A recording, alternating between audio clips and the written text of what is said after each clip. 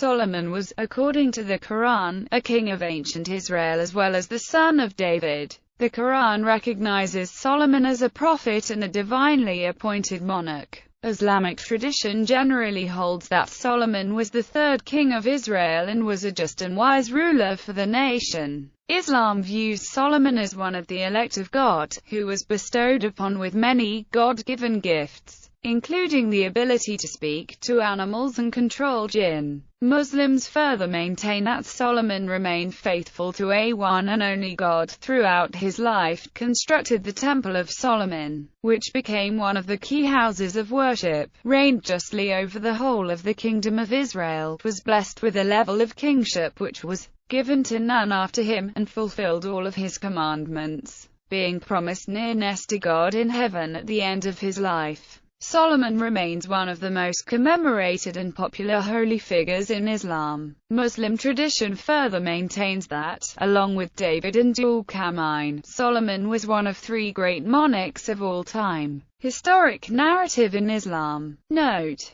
the following is a brief narrative of Solomon from the Quran and Islamic tradition. Muslims believe that Solomon inherited the throne when David died, and became the third king of Israel. He was the successor to his father as both king as well as prophet to the children of Israel. From the day of his birth, God bestowed many gifts upon Solomon, as he had upon David. Solomon had shown signs of his God-given wisdom even as a youth. In the earliest narrative involving Solomon in the Quran says that Solomon was once in the company of his father, when two men came to ask David to judge between him. The first of the two men said that he owned a vineyard of which he took great care the whole year through. But one day when he was absent, the other man's sheep had strayed into the vineyard and devoured the grapes. He asked to be compensated for this damage. Upon hearing the man's complaint, Solomon suggested that the owner of the sheep take the other man's vineyard to repair and cultivate until the vines return to their former state, whereupon he should return it to its owner. At the same time, the owner of the vineyard would care for the sheep and benefit from their wool and milk until his land was returned to him, at which point he would return the sheep to their owner. Solomon's level of judgment, which the Quran says in this particular incident surpassed that of David,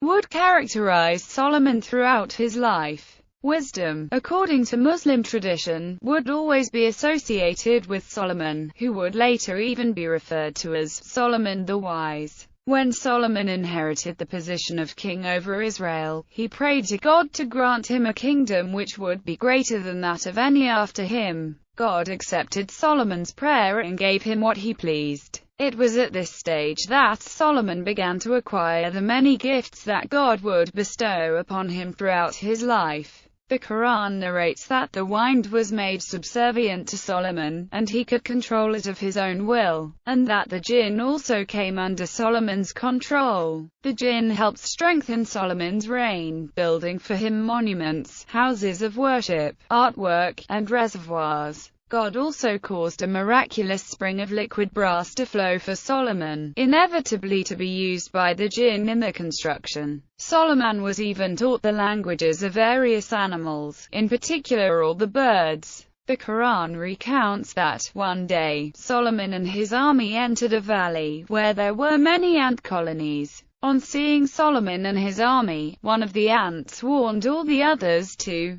get into your habitations, lest Solomon and his hosts crush you without knowing it. Immediately understanding what the ants said, Solomon, as always, prayed to God, thanking him for bestowing upon him such gifts, and further avoided trampling over the ant colonies. Solomon's wisdom, however, was yet another of the gifts he received from God, and Muslims strongly maintain that Solomon never forgot his daily prayer, which, to him, was more important than any of his gifts. Another important aspect of Solomon's kingship was the size of his army, which consisted of both men and jinn. Solomon would frequently assess his troops and warriors as well as the jinn and all the animals who worked under him. One day, when inspecting his troops, Solomon found the hoopoe missing from the assembly. Shortly later, the hoopoe, however, arrived to Solomon's court, saying, "I have compassed which thou hast not compassed, and I have come to thee from Saba with tidings true." Thus, the hoopoe informed Solomon about the kingdom of Sheba. He further told Solomon that the people of Sheba worshipped the sun, but that the woman who ruled the kingdom was highly intelligent and powerful. Solomon, who listened closely, chose to write a letter to the land of Sheba, through which he would try to convince the people of Sheba to cease in worshipping the sun and to come to the worship of God.